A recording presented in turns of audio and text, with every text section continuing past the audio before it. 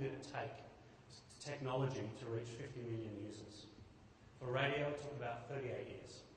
TV, about 13. Internet, about 4 years. And the iPod reached 50 million users in 3 years. Facebook added 100 million users in the first 9 months.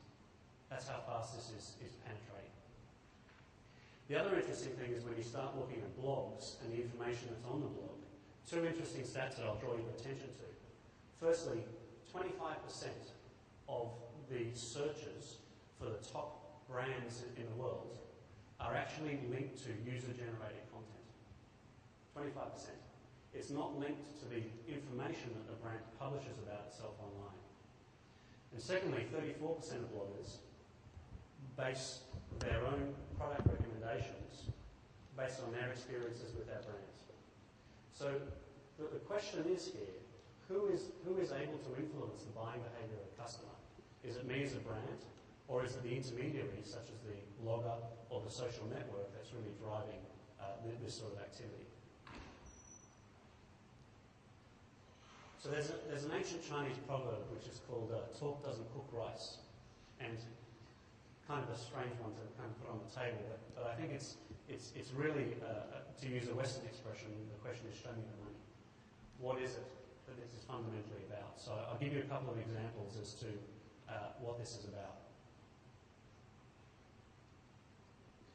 One of the interesting case studies which gets talked about is a company called Zopa. Zopa is a peer-to-peer lending institution. The peer-to-peer lending market in the US is about $100 million this year. And how does this business model work?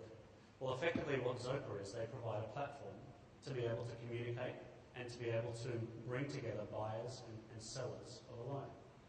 Effectively how it works is I would put up my hand and I'd say I'm in the market for a loan of a certain amount of money. And certain lenders will come together and they will bid on being able to provide me that loan, and we'll negotiate around the interest rate and so forth. How does Zopa make money? Well, they charge borrowers a fee, and they charge them a percentage commission. And they also can provide some sort of income protection insurance, but what they really do is protecting the loan, and they can provide that to lenders themselves. Now, what's interesting about this is the way that these companies position themselves is they position themselves as being anti-bank. And if you look at down the bottom of the screen, this is taken right off their website. Banks have huge overheads, thousands of employees to pay, hundreds of branches to feng shui, and countless fat cats to feed. And they take far more than their fair share of people's money. Last year, the Big Five reported combined profits of over $30 billion. By cutting out the banks with their huge overheads and large margins, both lenders and borrowers get better rates. So what they're trying to do is position themselves as being customer savvy, customer friendly, lean, nimble, and really able to provide a better proposition than what the banks are able to provide themselves. A couple of other interesting sources of innovation. Neil spoke about a company called Mint.com. What Mint.com actually offer to consumers is that they aggregate and analyse all of the transactions that consumers are using on their credit cards and debit cards. And why are they doing this?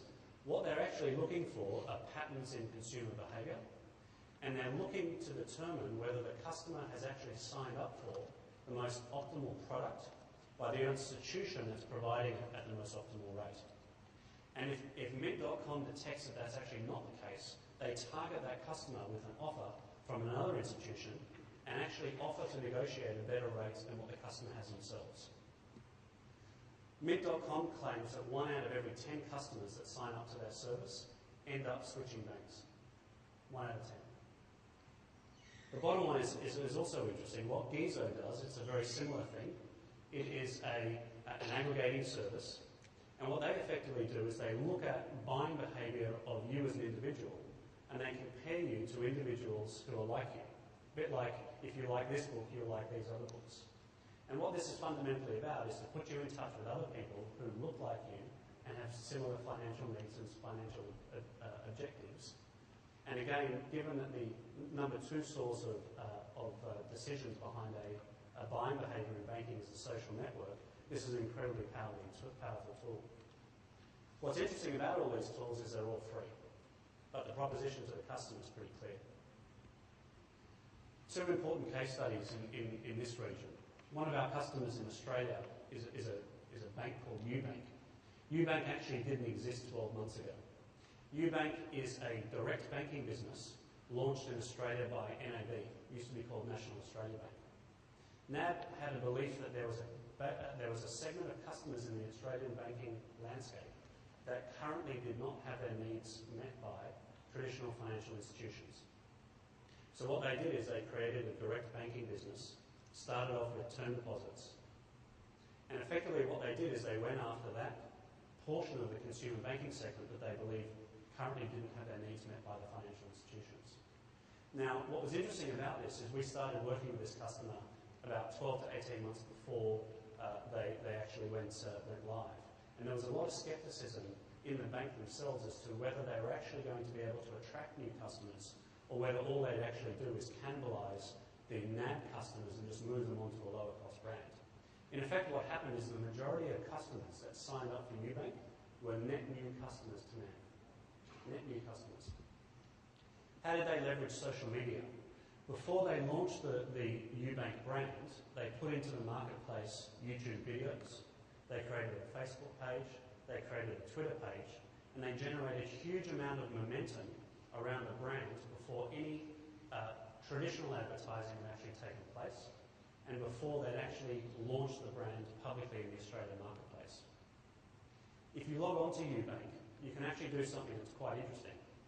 You can sign up as a member without actually buying any products from Ubank. So why does Ubank want you to do that? Well, if I sign up as a member, then I'm now part of the community. And if I'm part of the community, then I start to interact with other Ubank customers and other members. So there are certain things that you get as a member. Ubank provide financial planning videos to their members over YouTube. And there are certain types of financial planning scenarios that they offer to you as a member only on their site. So there's a lot of incentive to actually be affiliated with a brand, even though you may not today be a customer of the bank themselves. But the desire is as you become part of the community, I can then convert you into being a customer. They offer Skype as a 24/7 call centre mechanism for customers to call into the call centre even without using a traditional phone. So you can just simply Skype into Ubank and you can have your customer service issues dealt with.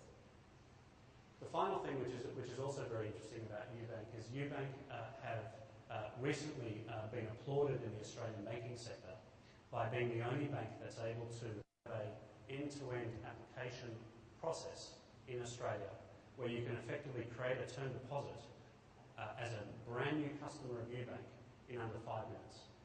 And you can do that without having to go into a branch and do your 100-point proof of identification. So what Ubank does is they leverage off the fact that you have a bank account with some other institution, and therefore a lot of the KYC is taken care of by virtue of that fact. But literally within 5 minutes of logging on, I can have transferred my money from my established account into my Ubank account. I have a login ID presented to me for their internet up and running. Less than 5 minutes. The second case study is a bank in Japan called Jibun Bank. Jibun Bank is one of those institutions you a few years ago. Jibun Bank is a merger of two organizations. Mitsubishi UFJ, which is a large commercial bank in Japan, and KDDI, which is one of the largest telco providers in Japan. These two companies came together because there was a bank which was by tradition. And the reason for that